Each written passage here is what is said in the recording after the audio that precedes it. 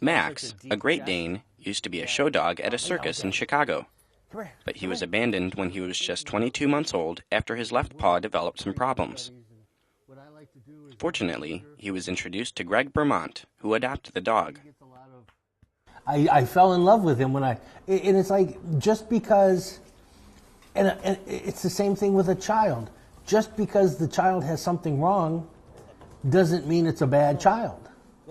So I wouldn't turn my back on a child. I'm not going to turn my back on a dog. He needed someone like me to come and help him. Bermont tried to train Max to be gentle, making him suitable as a therapy dog.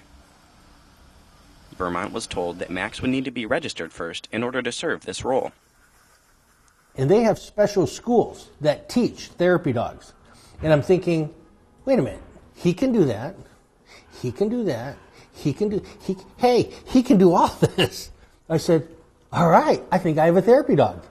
So we went in and took the test, and I believe only 20% of first-time test takers pass. He passed.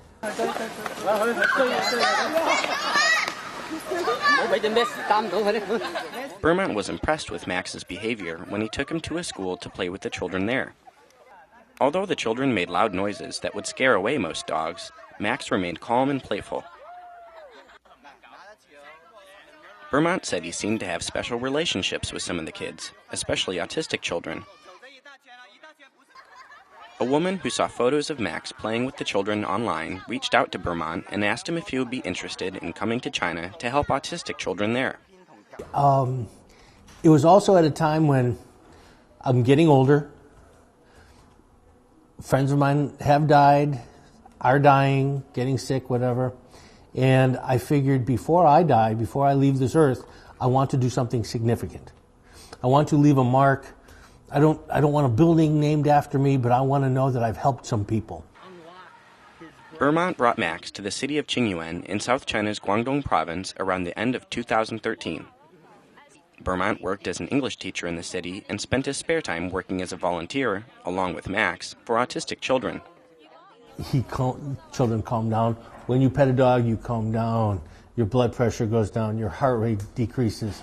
You just, it's like more of a peaceful feeling. Half a year after arriving in Qingyuan, Bermont departed for Guangdong city of Shenzhen, as he believed the infrastructure for dealing with autistic children was better there.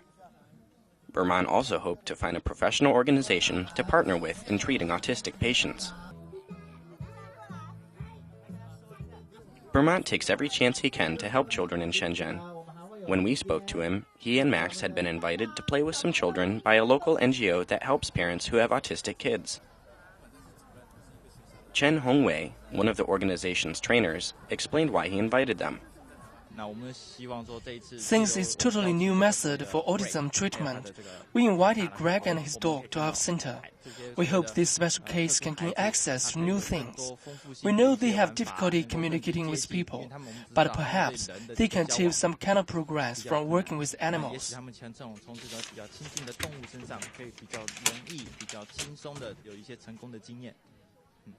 After Bermont's story became better known, a local animal hospital gave him a temporary office. Right now, as we know, Greg and Max come in to help a lot of child. That's very similar as our aim to the animals. So that's why right now we do a favor that give him office to let him and Max to help more children.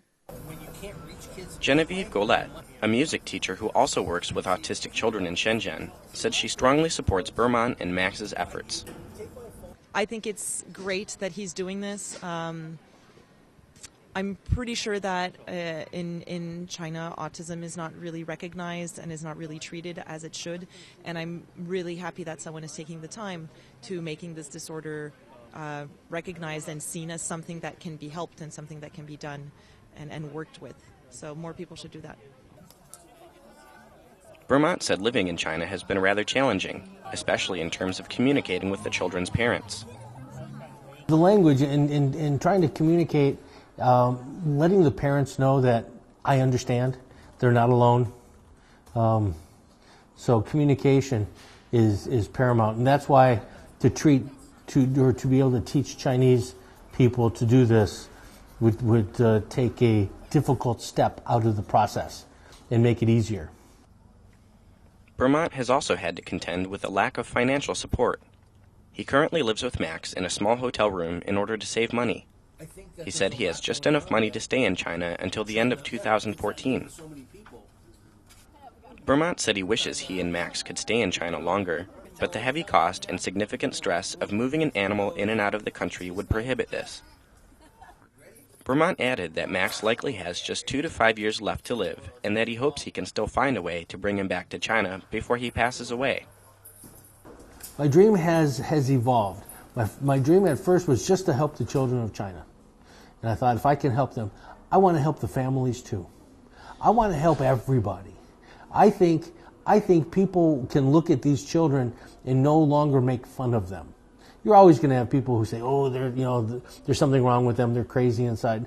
But maybe we help teach a culture greater understanding, and maybe we teach people to do something for other people that maybe doesn't cost us a lot of money, maybe costs us no money. We just have to give some time, and we feel better.